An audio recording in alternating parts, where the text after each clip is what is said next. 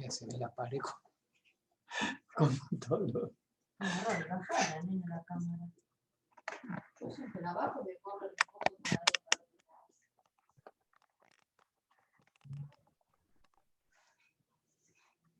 Hola, profe. Hola Flavio, ¿cómo te va? Bien, por suerte. Bueno, me alegro. A ver. Hola Patricia, Victoria, ¿cómo están?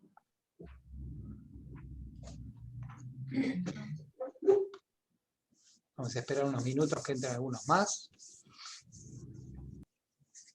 Hola. ¿Qué tal? ¿Cómo les va? Bien, ¿qué tal? Feliz aniversario. Bueno, Gracias. feliz cumpleaños. No, no es mi cumpleaños. Me ¿Y parece... entonces qué pasó con Romina? Ah, Romy dijo que era mi cumpleaños. Romina puso, saludamos al profesor Eduardo Percosi en su cumpleaños. No, ahora les voy a explicar por qué pasó eso. Yo tenía un Facebook que se llamaba Mundo Cobayo, porque a mí me encantan los cobayos y tenía cobayos. Y esa fecha es la fecha en la que vinieron mis primeros cobayos. Ah, Entonces, por eso, Mundo Cobayo cumple años ese día. Yo cumplo en noviembre. Ah, Pero más de uno se confunde con eso, sí, sí. Y se ve que a Romy le quedó eso. Hablando de quedó? Romy, ¿supieron algo de ella? Si está bien, porque la operaban de la Sí, tiroides. sí, sí. está bien, ya está en su casa, todo. Ah, buenísimo. Bueno, después le mando un mensaje entonces, porque le mandé antes, pero todavía no después de la operación. Muy bien. Bueno, hoy vamos a escuchar un poco de música clásica vocal. ¿Sí? Nos vamos a dedicar a la parte de la música vocal del clasicismo. Y nos vamos a focalizar en dos obras,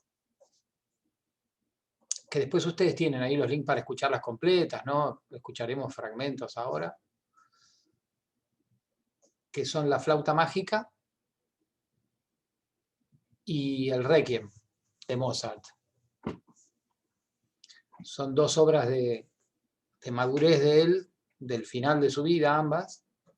El Requiem ni siquiera llegó a terminarlo, porque falleció cuando estaba en plena composición. Y la flauta mágica sí la llegó a terminar, y es una obra que, a ver, ahí está.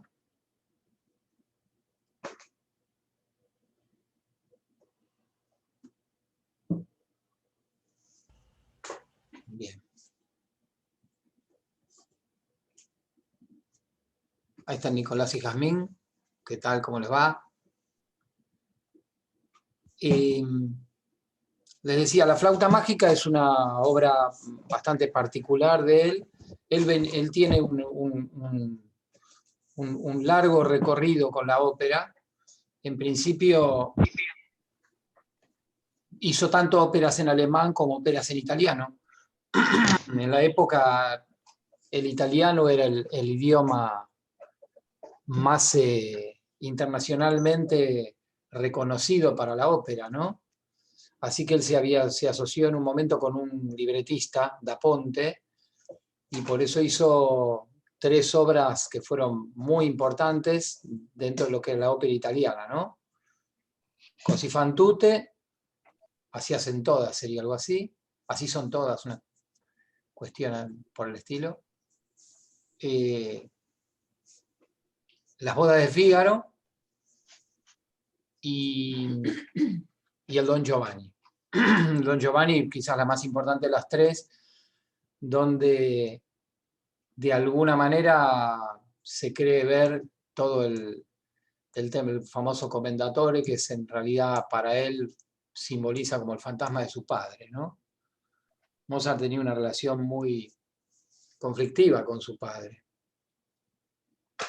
Su padre fue su maestro, fue, como hablamos en las clases pasadas, fue uno de los compositores importantes del preclasicismo, maestro de violín y compositor, y fue un padre, bueno, lógicamente bastante despótico, ¿no? Lo llevaba a Mozart de niño a hacer giras por toda Europa, donde lo mostraba de alguna manera como, bueno, como lo que era, un gran virtuoso, un niño prodigio, y entonces lo llevaba de gira y le hacía tocar delante de todas las cortes, de los nobles y de los reyes, a él y a la hermana, que era la nana, la hermana mayor de él, que también era muy buena música.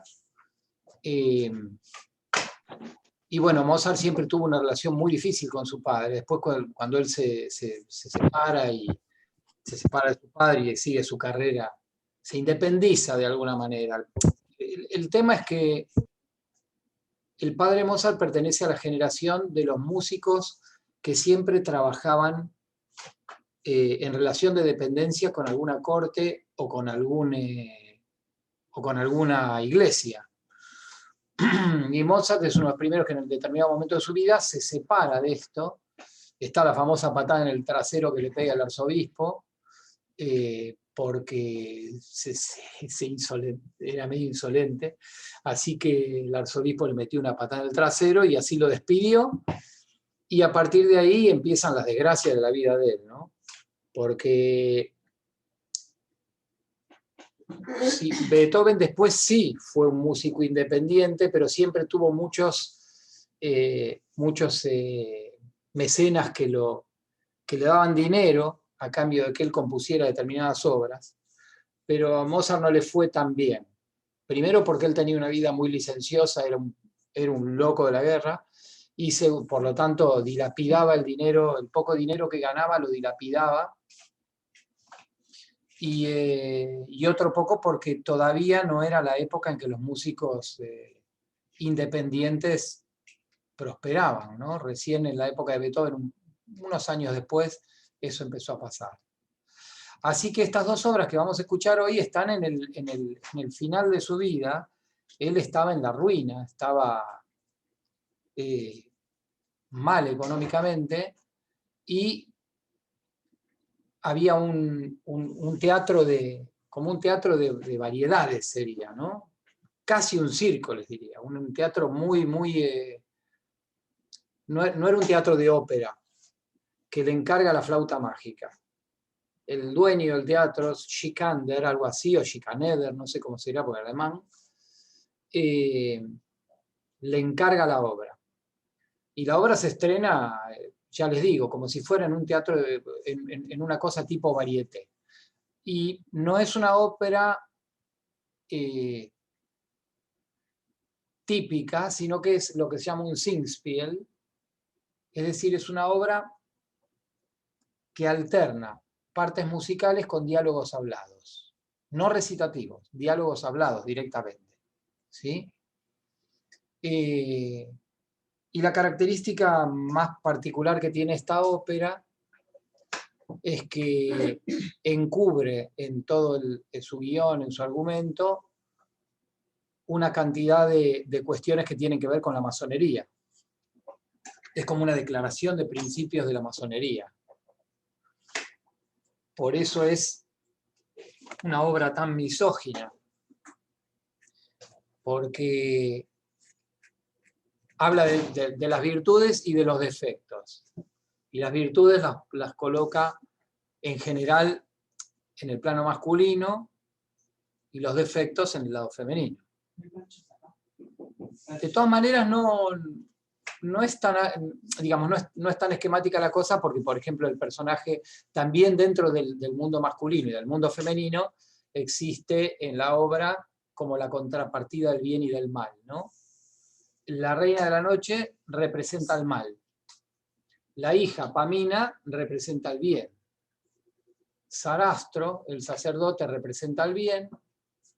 Y Tamino, que es el tenor, el protagonista, representa el bien. Y Papageno representa todos los defectos habidos y por haber en una sola persona. Es un personaje simpático, gracioso, cómico, pero en realidad mentiroso, fabulador, fanfarrón, cobarde, o sea, tiene todos los defectos juntos, los tiene Papageno. que es un cazador de pájaros. Y la obra trata de que Tamino, este protagonista, tiene que ir sorteando una cantidad de pruebas, y ahí están, digamos, implícitos las pruebas que tiene que pasar alguien para llegar a ser reconocido dentro de la masonería, ¿no? Las virtudes a las que tiene que ir accediendo y que tiene que ir demostrando. Es un poco de eso que trata la obra.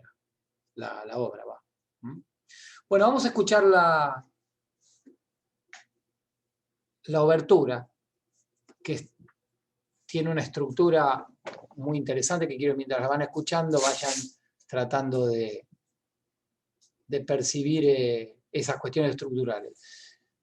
Fíjense también una cosa, ¿se acuerdan cuando hablamos del preclasicismo? Dijimos que la música del barroco, del contrapunto barroco, se había simplificado muchísimo y que la idea era llegar a una melodía despojada con apenas un acompañamiento, y que después en el clasicismo la música vuelve de alguna manera a complejizarse, aunque no llegar a un extremo de, vamos a decir, de sobredimensionarse, como por ahí pueden ser las últimas obras de Bach con respecto a la complejidad de la textura, sino siempre mantener una polifonía, pero dentro de los límites de un discurso que sigue siendo diáfano, comprensible, ¿no?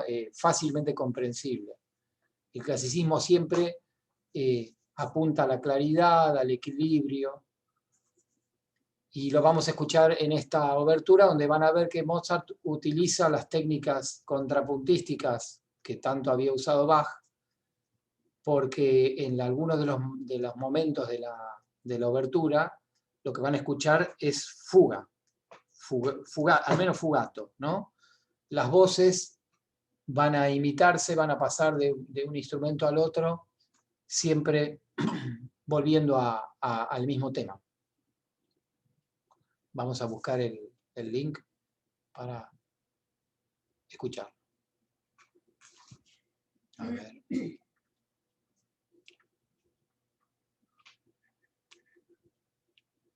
Discúlpenme un segundín.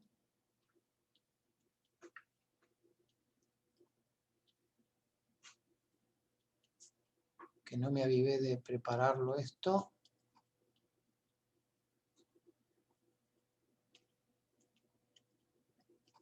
Esta clase de contenido.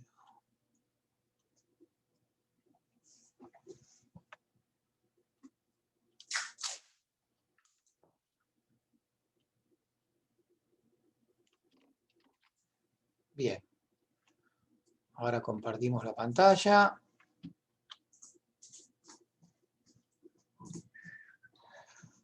Busqué esta versión porque tiene subtítulos en castellano, que está bueno poder ir viendo un poco lo que pasa.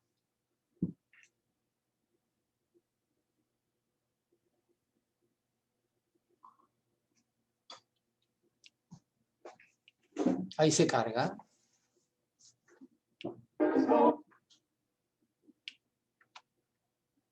No es la mejor de las imágenes,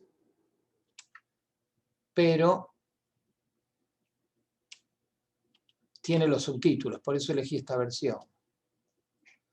A ver, vamos a compartir la pantalla entonces.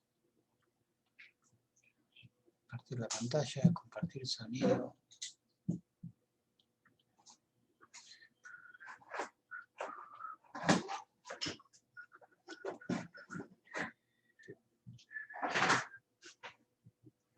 A ver, no sé. Ah, es esto. No, esto. Ahí está.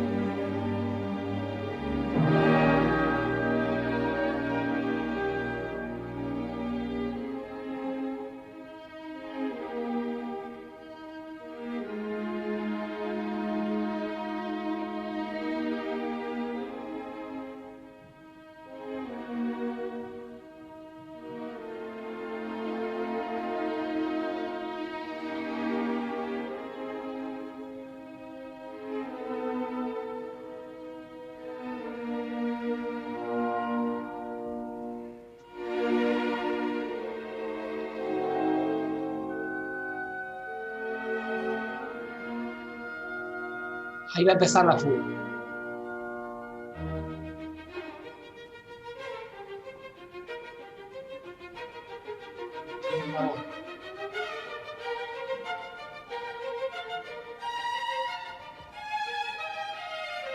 Episodio. Tercera voz.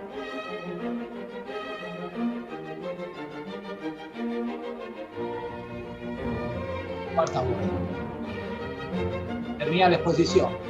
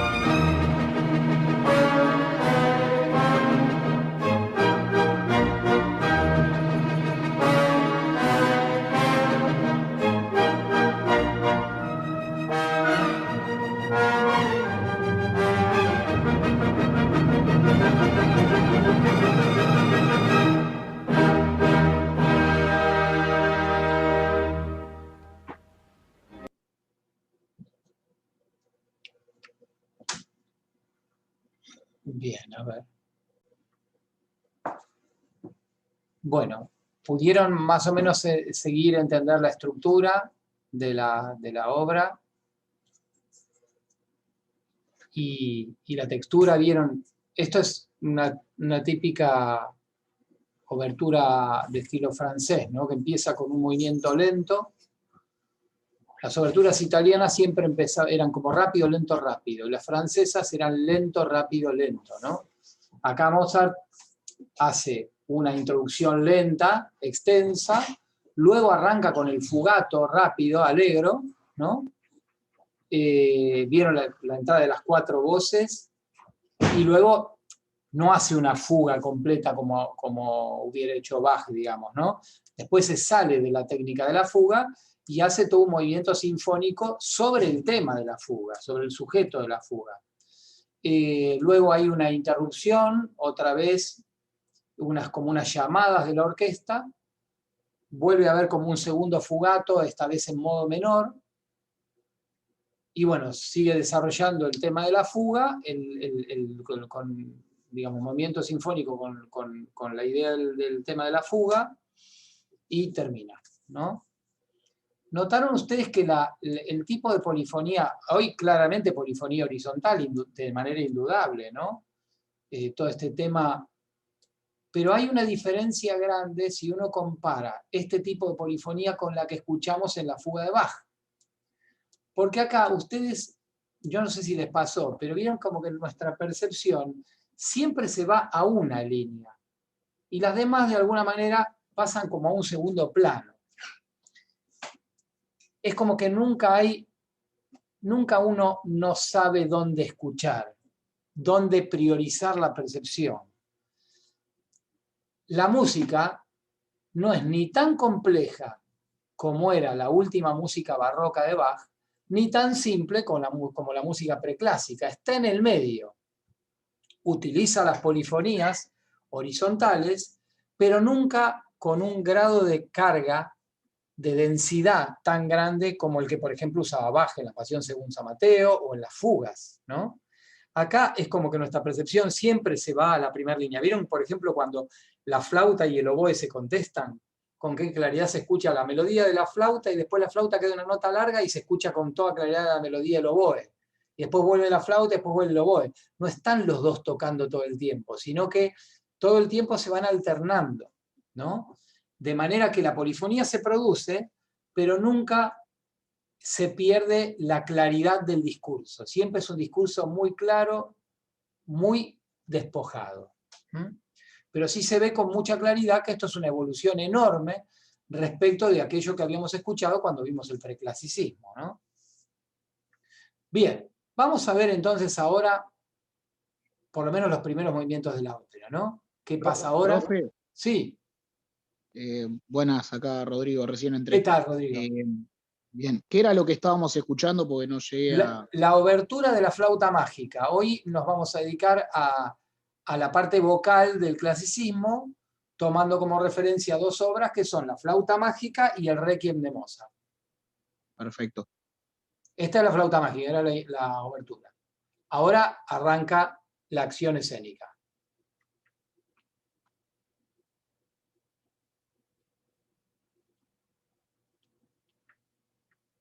A ver.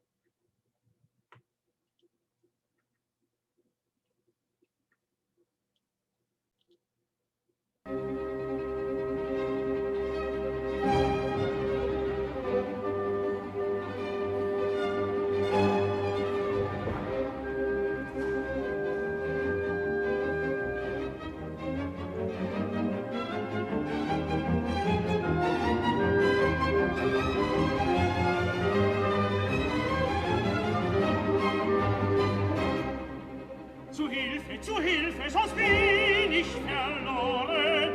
Zu Hilfe, sonst bin ich verloren. Der listigen Schlange zum Opfer holen, barmherzige Götter. Schon naht sie sich, ach, rettet mich, ach, rettet, schützt mich, ach, schützt, rettet. Ist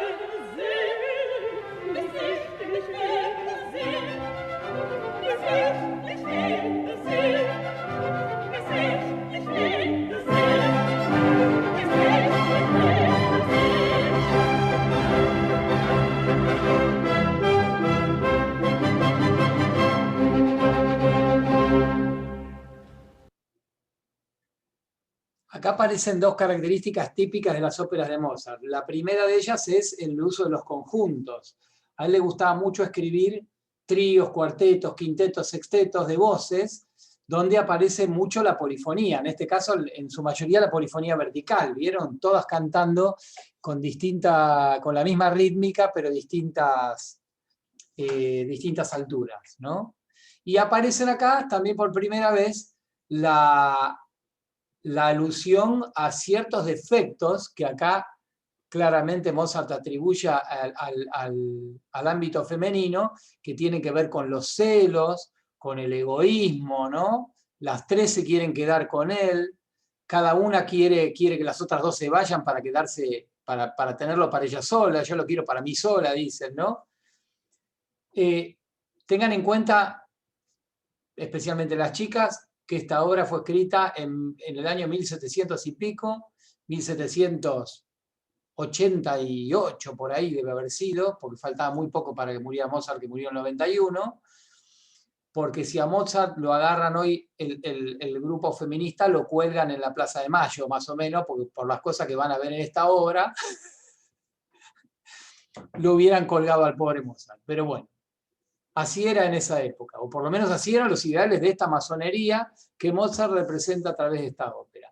Y ahora fíjense cómo aparece la contrapartida, el personaje de Papageno, que es este personaje absolutamente simpático pero desastroso. Wo bin ich? Ist Fantasie, dass ich noch lebe? Oder hat eine höhere Macht mich gerettet?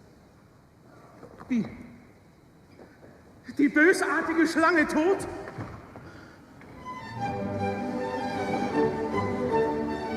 Was höre ich?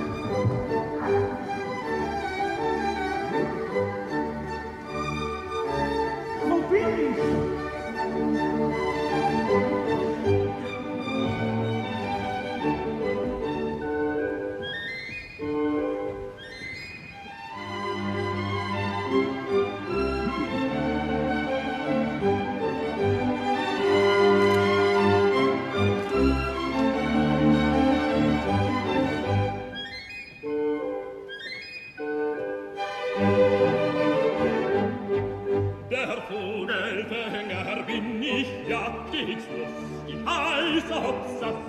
Ich Vogelfänger bin bekannt, bei alt und jung im ganzen Land.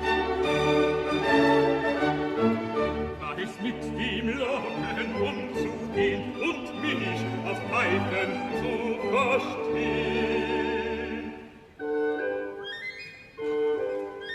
Drum kann ich froh und lustig sein, denn alle Vögel sind ja mein.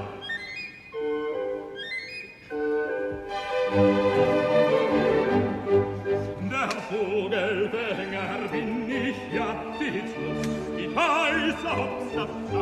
Ich Vogelfänger bin bekannt, bei alt und jung im ganzen Land.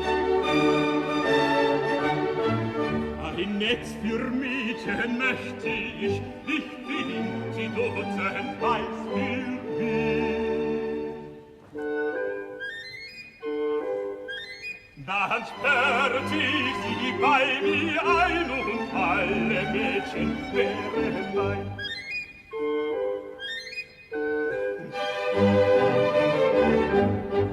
Wenn alle Mädchen wären mein, so tauschte ich brav Zucker ein, die welche mir am liebsten wär, geb ich gleich den Zucker ein. Küsste sie mich zärtlich dann, wir sie mein Weib und ich ihr Mann.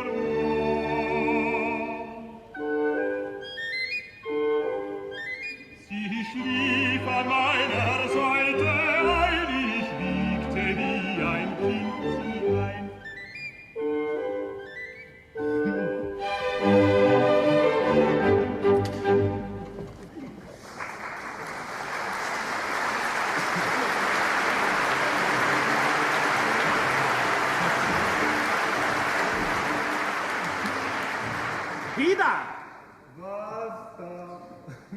Sag mir, du lustiger Freund, wer du bist. Wer ich bin? Dumme Frage. Ein Mensch wie du. Ja, wenn ich jetzt dich fragte, wer du bist. So würde ich dir antworten, dass ich aus fürstlichem Geblüte bin. Also das ist mir zu hoch. Du musst dich deutlich erklären, wann ich dich verstehen soll. Mein Vater ist Fürst, der über viele Länder und Menschen herrscht. Darum nennt man mich Prinz. Länder? Menschen, Prinz? Ja, sag du mir, gibt's außer diesen Bergen noch Länder und Menschen? Ja, viele Tausende. Da ließe sich eine Spekulation mit meinen Vögeln machen. Sag mir aber zuvor, wie nennt man eigentlich diese Gegend und wer beherrscht sie? Ja, das kann ich da ebenso wenig beantworten, als ich weiß, wie ich auf die Welt gekommen bin. Wie? Du wüsstest nicht, wo du geboren und wer deine Eltern waren? Nur Cabor. Ich weiß nicht mehr und nicht weniger, dass mich ein alter, aber sehr lustiger Mann aufgezogen und ernährt hat. Das war vermutlich dein Vater. Das weiß ich nicht. Ja, hattest du denn deine Mutter nicht gekannt? Gekannt habe ich sie nicht. Erzählen ließ ich mir einige Male, dass sie bei der nächtlich sternflammenden Königin Dienst getan hätte. Ob sie noch lebt oder was aus ihr geworden, das weiß ich nicht. Nun, ich weiß nur so viel, dass nicht weit von hier meine Strohhütten steht, die mich vor Regen und Kälte schützt. Ja, aber wie lebst du? Vom Essen und Trinken, wie alle Menschen. Und wodurch erhältst du das? Durch Tausch. Tausch? Ich fange für die sternflammende Königin und ihre Jungfrauen verschiedenartige Vögel und dafür erhalte ich täglich Speis und Trank von ihr. Sternflammende Königin? Wenn es etwa gar die mächtige Herrscherin der Nacht wäre?